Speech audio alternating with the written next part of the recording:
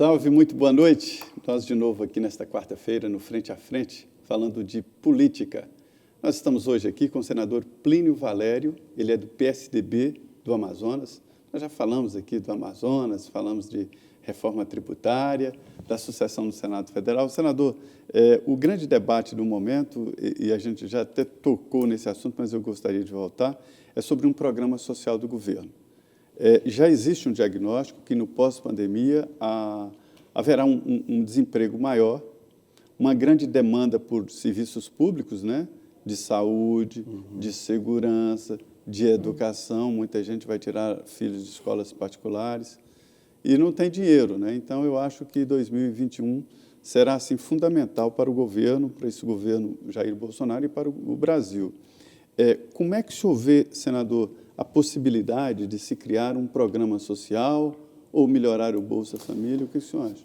Eu acho que o programa de assistência social ele veio para ficar, né? O Bolsa Família é sucesso, é um projeto vencedor. O que a gente nota é o presidente querendo desvincular do Bolsa Família, arrumar um outro nome, Renda Cidadã. E o grande problema é de onde vem esse dinheiro, né? De onde vem, como vai arrecadar, como vai destinar. Eu acho o seguinte... E não é pouco não, né, senador? Mas os governos existem... São mais 30 bilhões. Os governos existem... Pelo menos mais 30 bilhões, né? Ou seja, 50 bilhões de reais. Grande fortuna está aí, cara. É só chamar esse pessoal para colaborar. Os governos existem para proporcionar o bem-estar do cidadão. Se está comprovado, né? Comprovado mesmo que essa renda aí, esse projeto é vencedor e ajuda, tem que fazer e tem que dar um jeito. Os governos não existem para lucrar, para dar lucro, para fazer. Os governos existem para proporcionar o bem-estar do seu cidadão. Mas também tem que caber dentro do orçamento, mas né, cabe. senador? Você vê vazar tanto dinheiro, a corrupção, a má gestão, o que vaza de dinheiro, o que vai pelo ralo, seja por roubo, por corrupção, por má gestão. Vou dar um exemplo bem simples, não é isso aí não. É o cafezinho a mais, entendeu? Que é comprado a mais. Sei lá, os carros que são comprados a mais, os carros alugados sem necessidade. Né? Ah, não posso comprar, mas eu posso alugar. Você tem de onde tirar um pouquinho daqui, um pouquinho dali, chega lá. É fácil a gente dizer, né? Eu não sou presidente, mas os governos existem para causar o bem-estar da população, cara. E se isso é bom para todo mundo, é bom para a cidadania, para a autoestima, para a dignidade de quem recebe, que fica sentindo, é bom para o comércio, que ele vai comprar, é bom para todo mundo. Claro, então, movimenta a economia da cidadezinha, né? Tem que dar um jeito. Todas as cidades da periferia. Não tem que botar essa dificuldade, Agora, tem que dar um jeito. Tudo bem, mas já que não é possível fazer um programa para pagar ali os R$300, não dá pelo menos para colocar esses 10 milhões de pessoas dentro do Bolsa Família, sem precisar aí de uma PEC ou de uma lei que precise criar tanta discussão, para dar pelo menos um alento para essas pessoas? Assim. Ou o governo vai insistir no projeto político de criar um novo programa que, às vezes, a gente ainda não sabe como é que vai financiar e tudo que o governo propôs até agora não foi considerado razoável pelo Congresso. Como é que vai ser essa negociação? É possível incluir essas pessoas dentro do Bolsa Família, mantendo o programa, pelo menos até conseguir fácil, né? Criar um outro programa? Eu acho que é a solução mais fácil. Você inclui, né? Já mantém uma coisa que está aí. Você, se não tem dinheiro, não vai ter mais, diminui um pouco, reparte mais com os outros, e depois pensa, mas existe uma coisa chamada vaidade. O ser humano e o político, mais do que o ser humano normal, comum, o político é extremamente vaidoso dessa história. O ego é enorme. O ego dos políticos são inflados. Graças a Deus eu não sofro desse problema. Senador, aproveitando esse deixa aqui, vamos falar mal dos coleguinhas lá. Que doce é esse que tem na comissão de orçamento, que há uma briga para entrar na comissão de orçamento? Se fizeram uma reunião da comissão mista de orçamento no dia 25 de dezembro, o quórum vai ser total. A comissão Os suplentes não têm vez, né? Os titulares vão estar lá. Eu acho o seguinte... Por que todo mundo gosta dessa comissão? É porque ele consegue, o membro da comissão consegue botar lá a sua emenda para Pinguela no interior não sei de onde, a ponte não sei de onde, e dinheiro que você não... emenda que você não percebe, grosso modo você não percebe. E ele vai se alimentar daquilo aos poucos. Lá ele faz o que ele quer. Ele faz o que ele quer, ele coloca, o relatório vem desse tamanho que não se lê. Então, é isso aí. É o político querendo botar suas emendas, retroalimentar a sua base. Então, todo mundo briga para ir para a comissão. A Denise perguntou se eu estava. Eu digo, não, Denise, só no 4º ano em diante. Tem que esperar um pouco mais, né? Agora, senador, falar em orçamento e o teto de gastos, hein? O PT já está dizendo que não tem saída, a não ser o rompimento do teto.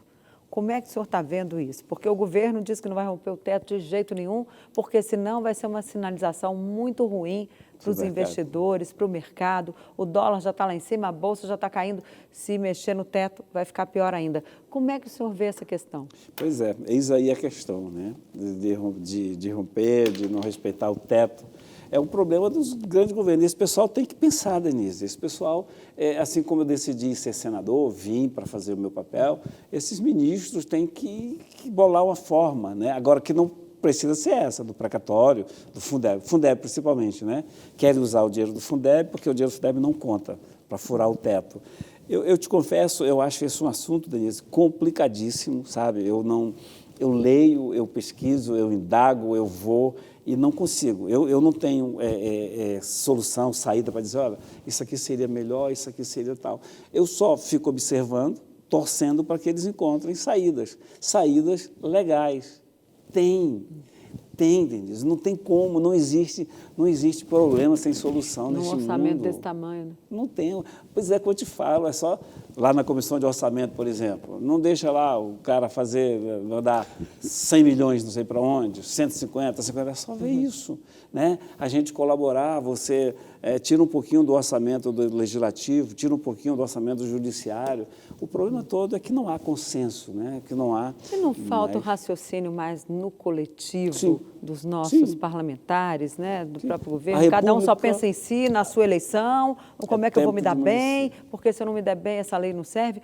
Não está faltando aí, não é a nova política ou velha política, mas uma cabeça voltada pelo bem-estar da população? O que está faltando sempre é isso, é você pensar no todo, no coletivo, é você pensar na República.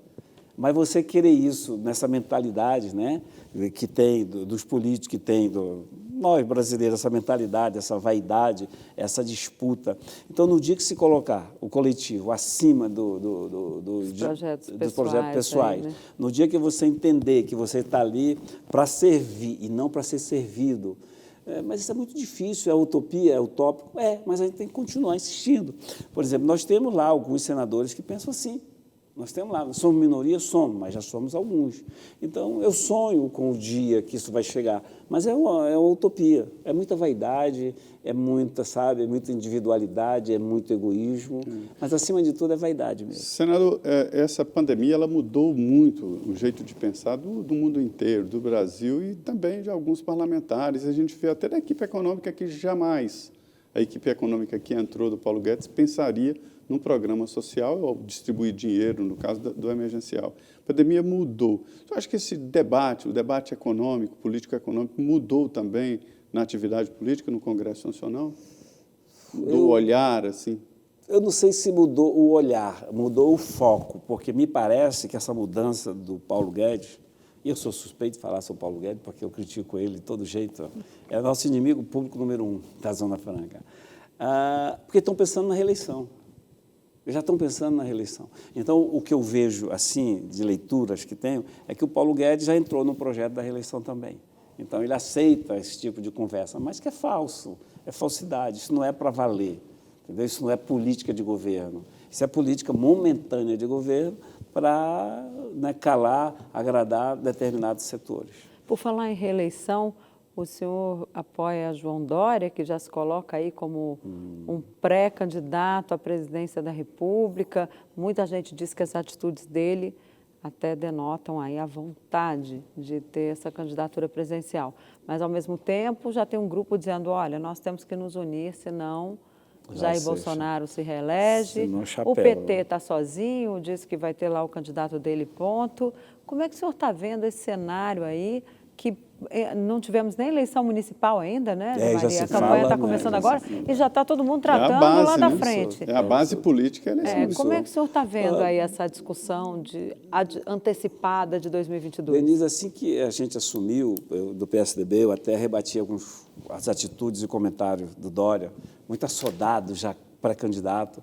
No PSDB, a gente discute, principalmente nós, senadores, a gente discute uma candidatura alternativa, mas tu não encontra disposição daquele que seria o nosso preferido. Por exemplo, eu volto a citar o nome dele, que eu gosto, que é uma pessoa preparadíssima, né?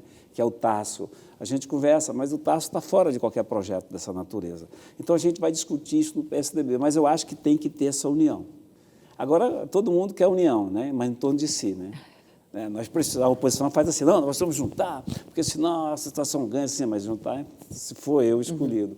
Eu acho que tem que passar por esse processo. Se você tiver Bolsonaro, se você tiver PT, tiver PSDB, mais umas duas candidaturas, como a gente fala, chapéu. Mas a lógica é esta, né? O fim das coligações partidárias agora nos municípios mostrou o maior número de candidatos e em 2002 deve se repetir isso, né? Todo mundo apresentar o candidato, o segundo turno afunilar. Porque o primeiro turno existe para isso, né? Para botar muita... Mas a mentalidade da população não entende isso. Eu não vou votar no fulano porque fulano vai perder. Ele não entende que o primeiro turno é para isso mesmo. Para cada um votar, cada um, os melhores. O cara não vai tudo. ganhar, não tem chance, mas de repente A política está diferente, né, senador? Mudou, as coisas vão mudando, não tanto também em termos de prática. Ela citou a Comissão Mista do Orçamento, né? A prática é a mesma. Você tem alguns métodos aí... A mesma do tempo dos anões lá atrás? Que era o toma lá da cá? Você está respondendo aí. Uma modificação pequena.